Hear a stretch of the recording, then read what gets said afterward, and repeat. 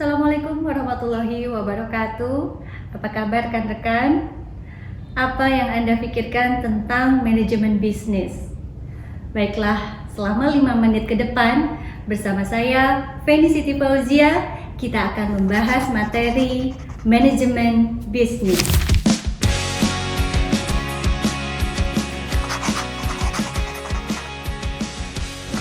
Rekan-rekan, apa yang Anda pikirkan tentang decision making? Jiwa leadership dan decision making adalah dua aspek yang saling berkaitan. Jiwa leadership dan decision making adalah dua aspek penting yang saling berkaitan dalam kepemimpinan yang efektif.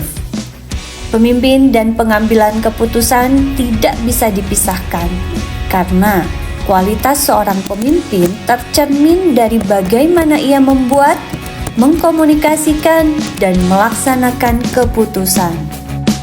Keberanian mengambil risiko harus dimiliki dalam jiwa leadership. Tidak takut mengambil keputusan sulit meskipun terdapat risiko. Dan keputusan tersebut diambil secara bertanggung jawab karena pemimpin sejati tidak melempar kesalahan kepada orang lain ketika keputusan tersebut sekalipun berdampak buruk bagi perusahaan. Seorang pemimpin tahu kapan harus melibatkan tim dalam pengambilan keputusan dan kapan harus mengambil keputusan sendiri. Dengan kata lain, seorang pemimpin harus melibatkan tim secara bijak. Selain itu, decision making yang harus dipunyai oleh seorang pemimpin adalah mampu mengelola konflik dengan bijak. Karena dengan begitu, seorang pemimpin dapat membantu mengelola perbedaan pendapat dan mengambil keputusan yang adil. Dari uraian definisi decision making yang erat kaitannya dengan jiwa leadership, ada hal yang harus juga diperhatikan, yaitu seorang pemimpin harus konsisten dengan nilai dan visi organisasi yang ada.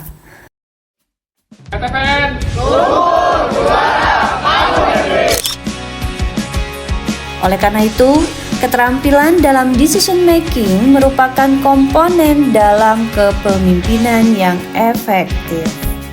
Seorang pemimpin tidak hanya bertugas untuk memberikan arahan dan motivasi saja, tetapi juga harus menjalankan fungsi manajemen agar organisasi atau tim yang dipimpinnya dapat mencapai tujuan secara efektif dan efisien. Berikut adalah fungsi-fungsi manajemen yang seharusnya dijalankan oleh seorang pemimpin. Yang pertama adalah perencanaan. Pemimpin harus mampu menyusun rencana yang jelas, menetapkan tujuan, serta merancang langkah-langkah untuk mencapainya.